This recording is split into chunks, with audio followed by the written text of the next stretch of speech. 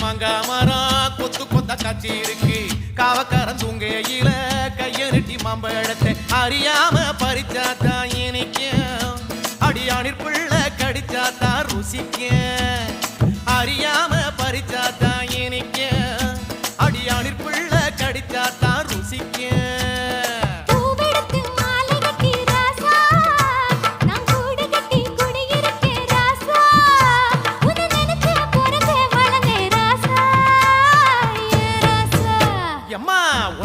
கட்டி கொள்ள